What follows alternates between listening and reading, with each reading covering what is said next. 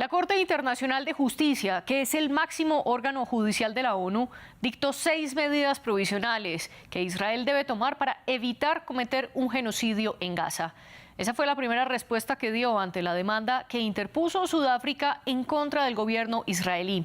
Aunque la Corte todavía no se ha pronunciado sobre si hay o no un genocidio, y tampoco le ordenó al ejército israelí parar sus operaciones militares en territorio palestino, sí ordenó unas medidas para evitar que haya un daño irreparable. Esto en palabras de la Corte. Andrés Triviño nos cuenta más del fallo. La Corte Internacional de Justicia ordenó a Israel prevenir actos de genocidio en Gaza, pero no ordenó un cese al fuego en el enclave palestino. Este 26 de enero, el Tribunal de Justicia de la ONU pronunció sus medidas cautelares frente a la demanda impuesta contra Israel por Sudáfrica, en la que lo acusa de genocidio. Los hechos y las circunstancias vistos son suficientes para concluir que las declaraciones de Sudáfrica que buscan proteger a Gaza son aceptables. Ese es el caso respecto al derecho de los palestinos de ser protegidos de actos de genocidio.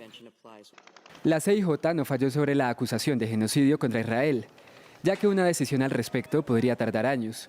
Pero recordó que la guerra deja más de 26.000 muertos y exigió permitir la entrega de ayuda humanitaria en Gaza. También recordó que Israel no puede violar la Convención contra el Genocidio, un señalamiento que Netanyahu calificó de escandaloso. El compromiso de Israel frente al derecho internacional es inquebrantable. Israel tiene el derecho inherente de defenderse. El intento de negar este derecho es una discriminación contra el Estado judío. La acusación de genocidio en contra no solamente es falsa, sino escandalosa. La decisión final también dicta que Israel debe informar a la Corte sobre las acciones realizadas en respuesta a las órdenes de la CIJ en un mes. Para Sudáfrica, el demandante, se trata de una victoria agridulce. Hubiese querido que se integrara la palabra cese en el fallo, pero me satisfacen las direcciones que se han dado. El reporte de las acciones y su monitoreo son absolutamente vitales. Se trata de asegurar que la ayuda humanitaria llegue a quienes necesitan. En el informe se asegura que también se evaluará la intervención de otros estados, lo cual podría incurrir en nuevos pronunciamientos de la Corte. Dentro de las 6 medidas provisionales también está que Israel tome todo lo que sea necesario para impedir un genocidio, garantice que su ejército no cometa actos genocidas y prevenir y castigar cualquier comentario que incite a cometer un genocidio en Gaza. Pero ¿cumplirá Israel? ¿Qué tanto sirven las sentencias de la Corte Internacional de Justicia y en particular esta? ¿Y puede cambiar la realidad de la guerra en el terreno? Esos son los temas que debatiremos hoy en nuestro programa. Para eso nos acompaña Concepción Escobar Hernández, directora del Centro de Estudios de Derecho Internacional Humanitario de la Cruz Roja Española, catedrática de Derecho Internacional Público en la Universidad Nacional de Educación a Distancia de España y además fue miembro y relatora especial de la Comisión de Derecho Internacional de Naciones Unidas. Ella se conecta desde Madrid y en Santiago de Chile está Jorge Contés, abogado y doctor en Derecho, profesor de Derecho Internacional de la Universidad de Rutgers en Estados Unidos. A los dos les doy la bienvenida, gracias por acompañarnos. Y también la bienvenida es para nuestra audiencia. Dejen todos sus comentarios con el hashtag #eldebatef24 y nos pueden seguir a través de @France24-ES.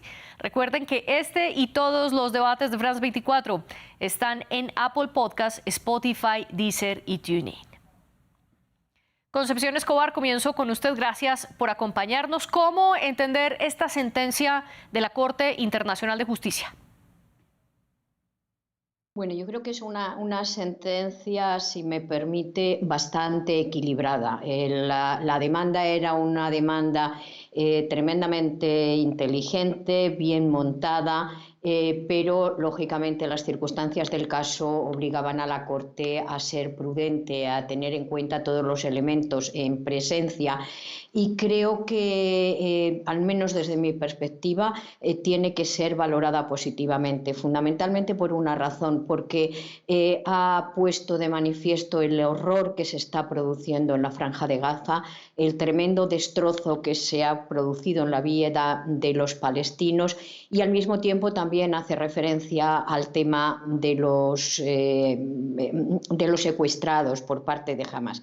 Yo creo que sinceramente que era en cierta medida impensable que la Corte fuera a adoptar una orden de alto el fuego, porque eso le habría obligado a entrar en el debate sobre si Israel está actuando en legítima defensa o no, y habría llevado a una situación muy difícil dentro de la Corte. De esta manera, la Corte ha dejado bien claro que haga lo que haga Israel en la Franja de Gaza, está obligado a hacerlo respetando el derecho internacional y adoptando unas medidas muy concretas que son las necesarias para la supervivencia de la población en Palestina. Una decisión equilibrada, entonces, es su punto de vista. Jorge Contés, bienvenido también usted al debate. ¿Qué opina de la decisión de la Corte Internacional de Justicia? Bueno, muchas gracias por la invitación y coincido con lo que ha expresado Concepción en el sentido de una decisión que es equilibrada. Creo que lo que habría que agregar acá es que efectivamente era impensable una orden que determinara un cese de las hostilidades, por dos razones principalmente. La primera es que hay dos partes en este conflicto y una de esas partes no es un Estado y por lo tanto no tiene ningún tipo de comparecencia legítima, no tiene forma de comparecer ante la Corte Internacional de la Haya. El caso de Hamás, ¿verdad?, es un actor no estatal. Y lo segundo, y quizás más importante, es que el precedente que se suele citar acá es el caso de Ucrania contra Rusia, de hace 2 años atrás, en que la Corte sí ordenó la suspensión inmediata de la operación militar por parte de Rusia. Y la diferencia fundamental, me parece a mí, es que en ese caso Ucrania no había atacado a Rusia, como a Hamás sí ha atacado, pero además Hamás ha dicho que pretende seguir atacando, por así decirlo, a Israel. Por lo tanto, para la Corte Internacional de Justicia habría sido, digamos, muy difícil, yo diría impensable, que ordenara un cese completo de las hostilidades, ¿verdad? Eso es lo primero. Y lo segundo que diría simplemente para la conversación que tenemos acá es que lo que hace la Corte de la Haya me parece especialmente importante porque pone el foco donde hasta ahora había sido una discusión esencialmente política y diplomática, hoy día tiene un foco que es jurídico. Y eso desde luego es relevante porque hace, entre otras cosas, notifica al Estado de Israel cuando dice, por ejemplo, su primer ministro, que las acusaciones de genocidio son escandalosas y no tienen ningún fundamento. Bueno, la Corte lo que ha dicho es que existe un riesgo plausible que derechos que están protegidos bajo la Convención del genocidio estén siendo amenazados y por lo tanto la alegación de que esas acusaciones no tienen ningún fundamento y son escandalosas, entonces pierden fundamento jurídico. Me parece a mí que eso es lo importante. Y lo segundo, y acá termino, es la notificación que se hace a terceros estados. Al tratarse de acusaciones de actos genocidas, lo que hay acá es una notificación respecto de aquellos terceros estados que prestan ayuda, asistencia financiera, desde luego militar, porque podrían entonces quedar expuestos a responsabilidad internacional como cómplices de la perpetración de actos prohibidos bajo la Convención de 1948 contra el genocidio. Un punto muy interesante el que usted plantea de la responsabilidad de terceros estados y luego volveremos sobre él. Pero antes, Concepción, le quiero preguntar sobre el punto que trata Jorge. Él afirma que era impensable que la Corte accediera a una de las peticiones de Sudáfrica, que era que dentro de las medidas provisionales ordenara un cese de hostilidades inmediato por parte de Israel. ¿Usted coincide con Jorge en que era impensable que la Corte hiciera eso y por qué era tan difícil? Bueno, pues Jorge ha adelantado ya uno de los elementos. Evidentemente, si se ordena un alto el fuego es porque se está pensando que hay un conflicto armado entre dos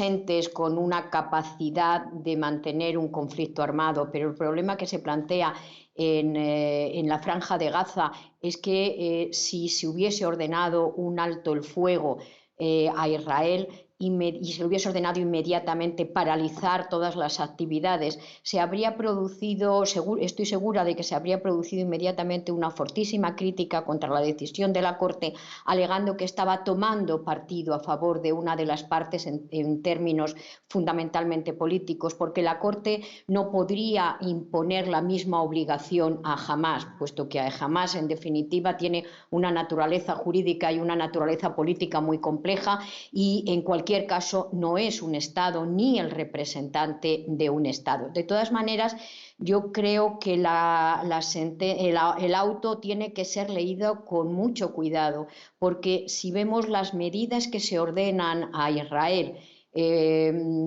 adoptar todas las medidas necesarias para evitar ataques contra la vida, la integridad física y mental, adoptarlas de la población palestina, adoptar todas las medidas para evitar desplazamientos de población, para impedir que vivan en unas condiciones que no permiten una vida razonable, etcétera.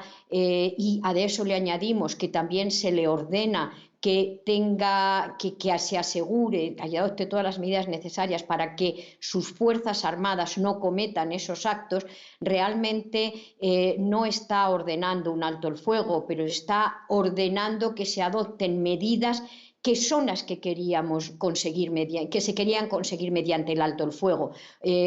Por consiguiente, yo creo que la crítica a la Corte de que no ha decretado un alto el fuego y que por consiguiente es un auto que no va a tener eficacia ninguna o que no es relevante, no están fundadas en absoluto.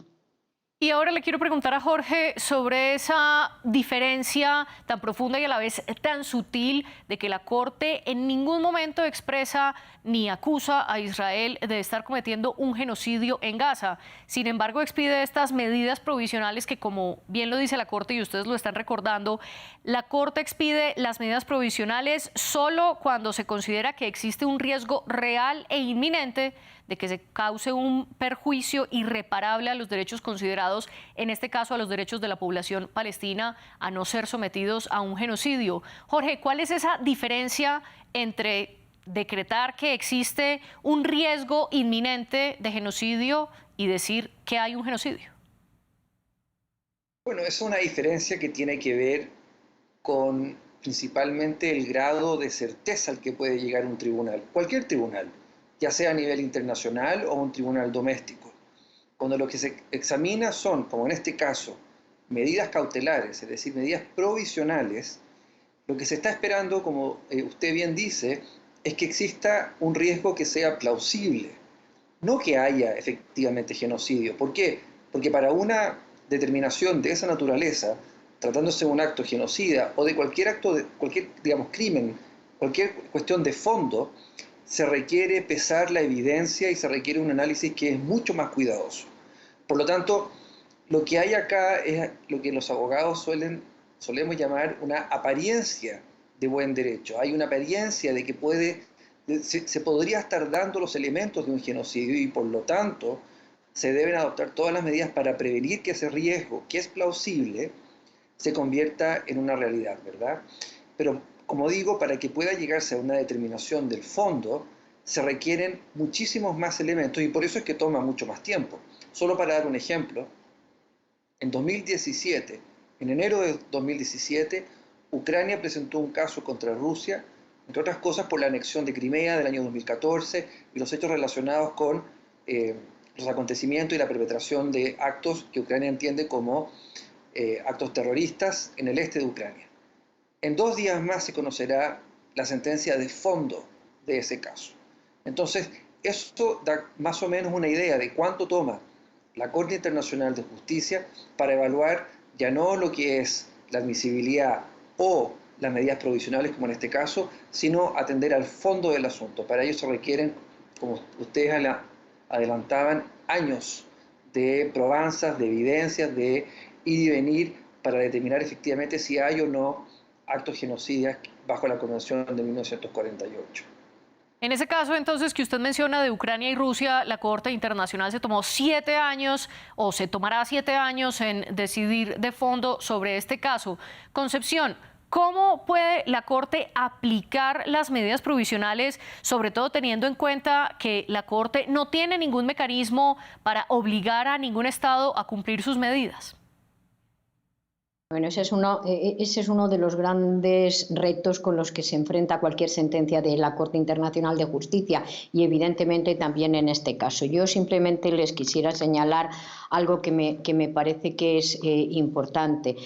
Cuando estamos hablando de la eficacia de las decisiones de la Corte Internacional de Justicia, en este caso un auto, pero si no la sentencia sobre el fondo definitiva o sobre competencia, no estamos hablando de un modelo similar al de los tribunales internos, en el que al fin y al cabo el Tribunal Nacional tiene la capacidad de ejecutar su propia sentencia. En este caso no es posible, pero tenemos siempre una posibilidad que ahora les explico, me parece que es poco viable, que es remitir el asunto cuando un Estado no cumple con una de las decisiones de la Corte, remitir el asunto al Consejo de Seguridad.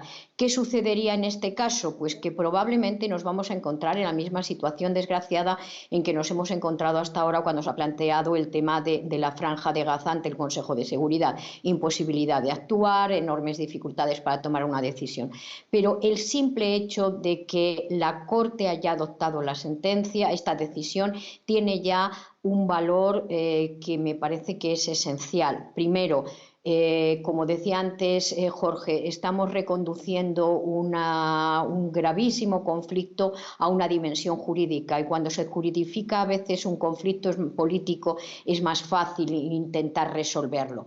Segundo, se está constatando hechos. Es verdad que la Corte todavía no ha podido probar, estamos en una fase no preliminar, sino prepreliminar, estamos en una fase de meras medidas cautelares, pero el simple hecho de que la Corte declare que se han producido una serie de hechos y le reclame a Israel que adopte una determinada medida, yo creo que puede tener la capacidad de cambiar las fichas en la escena internacional y puede permitir a otros actores que de una u otra manera impongan sanciones o ejerzan presión sobre Israel. Evidentemente, si Israel va a cumplir o no va a cumplir las medidas dictadas por la Corte está por ver. Yo desgraciadamente creo que a la luz de las declaraciones que se han hecho inmediatamente y de la situación en la que nos encontramos en este momento va a ser un poco difícil conseguir ese objetivo. Usted afirmaba, Concepción, que judicializar un conflicto ayuda a resolverlo más pronto y que también este auto de la Corte Internacional de Justicia puede hacer cambiar las fichas en el panorama internacional. Pero según su visión, ¿qué puede hacer la Corte y cómo puede ejercer presión que no la haya hecho ya el Consejo de Seguridad a través de las medidas que ha adoptado? Es que la presión que puede ejercer la Corte es distinta. Vamos a ver, el Consejo de Seguridad es un órgano político, por tanto tiene la capacidad de adoptar medidas, capítulo 7 o no capítulo 7, pero adoptar medidas que son, si son capítulo 7, serían obligatorias para los Estados, pero el Consejo de Seguridad trabaja, actúa sobre la base de criterios políticos, porque es un órgano intergubernamental, un órgano político. Por tanto, va a haber posiciones interesadas, en el buen sentido de interesado, no quiero dar una imagen negativa, pero va a dar posiciones a favor de uno, a favor de otro, es decir, van a ser posiciones partidistas. Los votos en el Consejo de Seguridad son distintos, igual que los votos en la Asamblea General de Naciones Unidas son siempre partidistas, y eso no es negativo, es la realidad de los hechos. Mientras que, por el contrario, la Corte Internacional de Justicia es un órgano de expertos, es un órgano que está integrado por juristas que tienen la obligación de actuar de manera imparcial y neutral, y por consiguiente cualquier afirmación, cualquier declaración de la Corte en relación con un hecho de las características tan graves como los que se están cometiendo en Gaza tiene un valor jurídico, moral y, si me permiten, también en cierta medida político muy superior a los que puedan tener el Consejo, adoptar las decisiones que pueda adoptar el Consejo de Seguridad o la Asamblea General. Desde luego, en términos morales y en términos jurídicos no hay posibilidad de comparación ninguna entre un órgano u otro. Usted dice que este auto tiene un valor jurídico, moral e incluso político superior al que pueda tener la decisión de cualquier otro organismo. Jorge, ¿usted coincide con este punto o no? Y sobre todo, ¿cómo se ha demostrado este valor moral, jurídico y político en otros casos, como el que usted ha mencionado de Ucrania y Rusia? ¿Sirvió la decisión de la Corte y las medidas provisionales para frenar ese conflicto o no?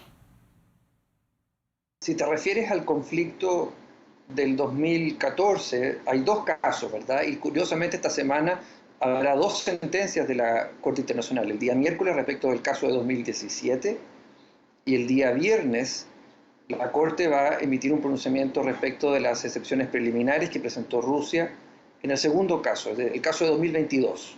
Después de la invasión de Rusia a Ucrania en febrero de 2022, Ucrania presentó un caso también bajo la Convención contra el Genocidio, en una jugada, diría yo, muy inteligente por parte de Ucrania.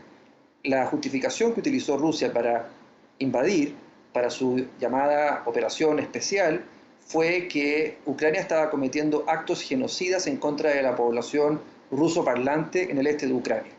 Y Ucrania lo que hizo fue ir hasta la Corte y decir: Rusia está diciendo que nosotros estamos cometiendo genocidio. Yo quiero que usted diga si efectivamente esto es así, y mientras usted decide el fondo, yo quiero que usted emita medidas previsionales y le ordene a Rusia suspender su operación militar. La Corte accedió en un plazo muy breve, 9 días. Rusia no cumplió con esto, como todos sabemos, y la pregunta importante es, bueno, ¿y qué efectos tiene? Voy a dar dos ejemplos. Primero, en este caso, por primera vez en más de 70 años, no va a haber a partir de febrero un juez ruso en la Corte Internacional de Justicia. Perdió la elección en noviembre pasado. Eso es un efecto directo, una consecuencia directa de lo que ha sido el aislamiento internacional en que ha quedado Rusia tras la invasión a Ucrania de 2022, seguida de pronunciamientos por parte de la Corte Internacional de Justicia, como por ejemplo el otorgamiento de medidas provisionales en marzo de 2022. El segundo caso, por primera vez en más de 70 años, no existe un juez británico en la Corte Internacional de La Haya, y entre otras cosas eso tiene que ver no solo con lo que ha pasado a nivel doméstico y regional, que es por ejemplo el Brexit, pero principalmente con una decisión de la Corte Internacional de Justicia de 2019, una opinión consultiva que impulsó en la isla de Mauricio respecto del archipiélago de Chagos, donde señaló, y la Corte accedió, que el Reino Unido no había completado el proceso de descolonización. Y por lo tanto lo que te quiero mostrar con esto es simplemente cómo es que estas decisiones, que efectivamente, como dice Concepción, tienen valor no solo jurídico, pero importantísimo valor moral, impactan en las decisiones diplomáticas y las decisiones políticas que los estados, que son parte no solo del Consejo de Seguridad, sino especialmente de la Asamblea General, van adoptando. Por ejemplo, qué jueces van a ser electos para la Corte Internacional de La Haya, y por lo tanto, qué jueces son los que van, digamos así, delineando la arquitectura jurídica de las Naciones Unidas. Ahí hay dos medidas o dos consecuencias, me parece a mí, muy importantes y muy directas respecto de actuaciones de parte de dos países poderosos. Los dos son miembros permanentes del Consejo de Seguridad y van perdiendo y van quedando aislados y se van quedando apuntados, por así decirlo, frente a la comunidad global. Jorge, y además de impactar en las arquitecturas políticas y jurídicas, como usted lo explica, ¿cuál puede ser el impacto de la decisión de la Corte en el terreno, concretamente para los habitantes de Gaza?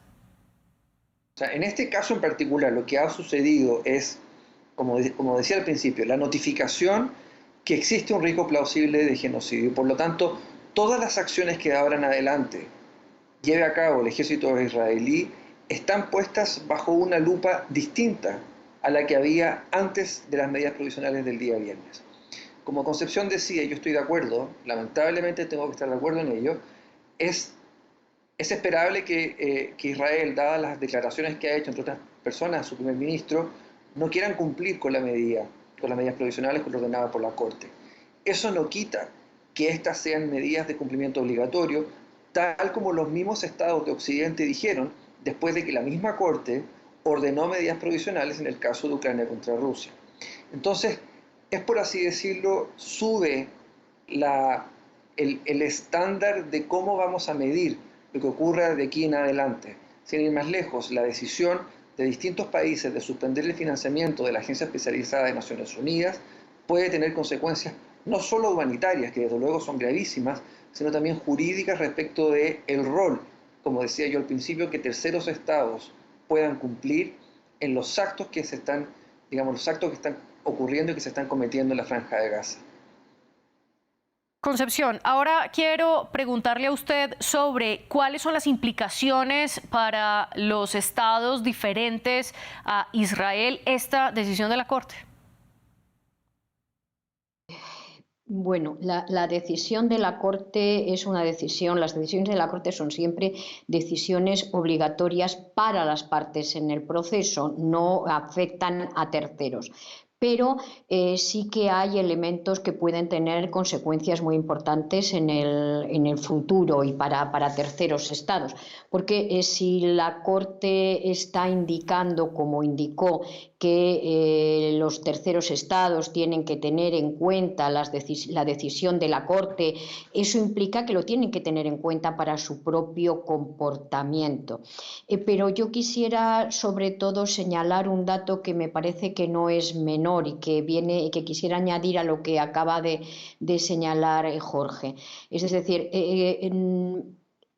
es llamativo o es sorprendente, y en cualquier caso para mí ha sido impactante el hecho de que se haya iniciado este proceso de retirada de la financiación a la UNRWA.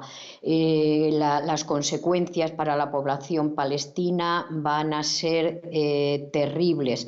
Y ha puesto sobre la mesa un hecho que no es ajeno completamente a lo que sucede con la decisión de la Corte, y es la responsabilidad penal de ciertas personas, porque el problema con el que nos encontramos es el siguiente: al calificar estos actos como riesgos de padecer genocidio, la Corte no puede decir que hay actos de genocidio, pero si hay riesgo de que la población padezca genocidio, pone sobre la mesa el tema del crimen de genocidio en tanto que crimen penal y se puede condenar a personas por la comisión de esos crímenes. Y en ese sentido yo quisiera recordar un dato que se está pasando un poco por alto en estos días, y es el hecho de que la Corte Penal Internacional ya ha abierto un procedimiento sobre los crímenes que se están cometiendo en Palestina y que lógicamente se aplican también a la situación actual y los crímenes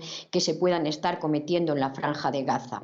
Si en la Franja de Gaza se están cometiendo estos crímenes, la Corte Penal Internacional los están investigando, todos los estados parte en el Estatuto de la Corte Penal Internacional tienen la obligación de cooperar con la Corte para llevar a cabo la investigación, para llevar a cabo la detención, etcétera, etcétera, de las personas implicadas.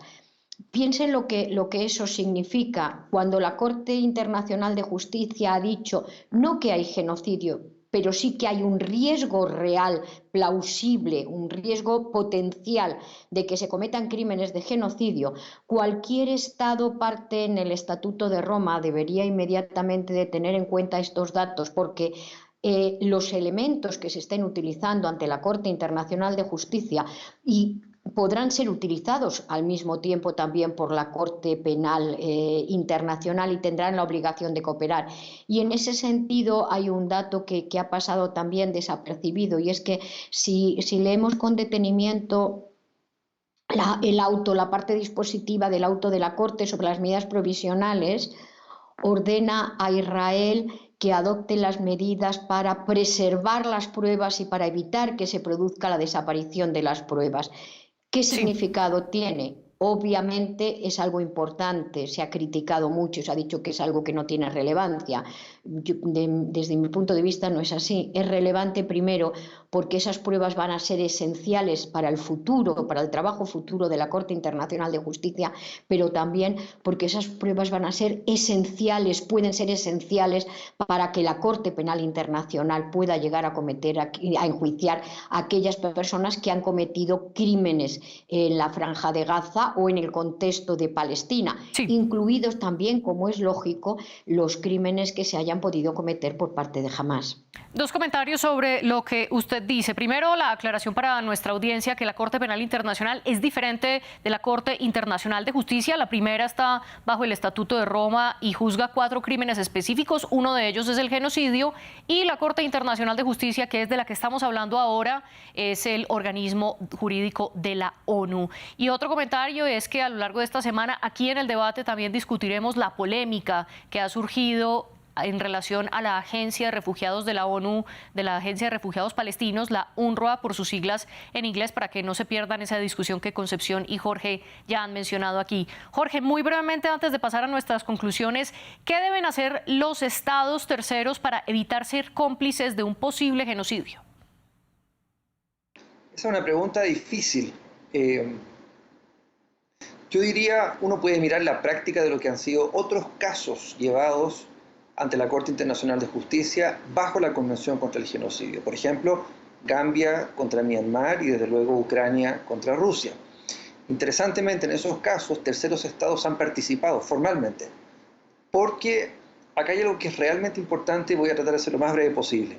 Al tratarse de actos bajo la Convención del Genocidio, como decía recién Concepción, se trata de obligaciones que pesan sobre todos los estados que forman parte de la comunidad internacional. Entonces, en el momento en que la Corte Internacional dice acá hay un riesgo plausible de la perpetración de este tipo de actos, notifica entonces a la comunidad internacional porque pesa sobre todos los estados un deber no solo de investigar y sancionar, sino especialmente de prevenir la comisión de estos actos. Y por lo tanto, uno lo que debiera hacer ahora es, por así decirlo, interpelar a los distintos estados qué es lo que usted va a hacer frente a esta determinación de la Corte Internacional de La Haya.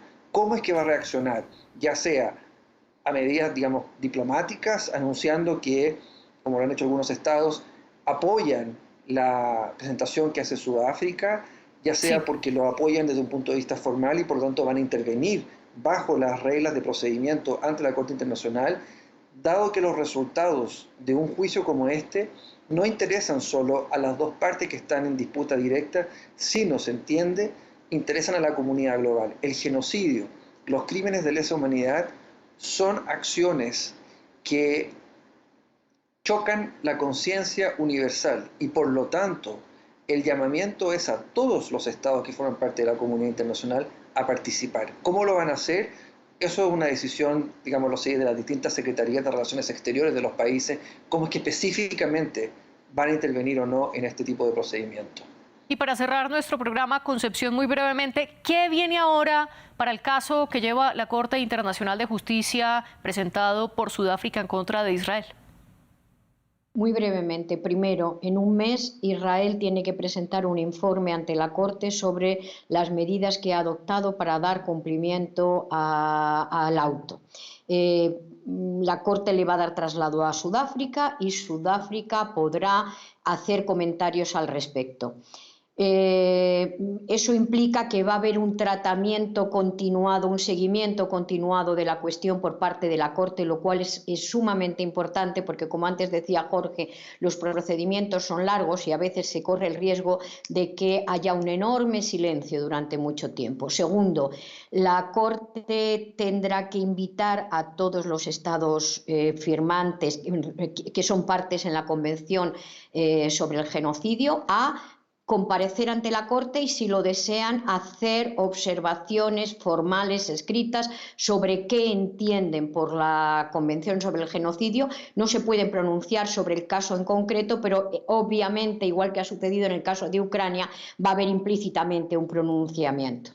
Claro. Después vendrá la fase preliminar, porque es obvio que Israel va a insistir en que la Corte no tiene competencia. Esto puede tardar aproximadamente un año y algunos meses. Esta semana, a final de mes, se presentará, la Corte va a decidir sobre las excepciones preliminares, va a decidir si tiene competencia o no tiene competencia en el caso de Ucrania contra Rusia, y a partir de ese momento empieza ya la fase escrita y la fase oral, que es la que nos va a llevar más tiempo. No creo que antes de 2 años y medio, 3, por mucho que la Corte corra, dé tiempo a que pueda dictar una sentencia, sobre todo teniendo en cuenta que en este momento la Corte tiene muchos casos abiertos. Es decir, faltarán años, incluso la guerra puede acabar antes de que la Corte tome su decisión final. Concepción Escobar y Jorge Contés, gracias por acompañarnos en el debate discutiendo este tema, y también gracias a nuestras productoras Laura Garzón y Tania Herrera. Ustedes sigan conectados con France 24.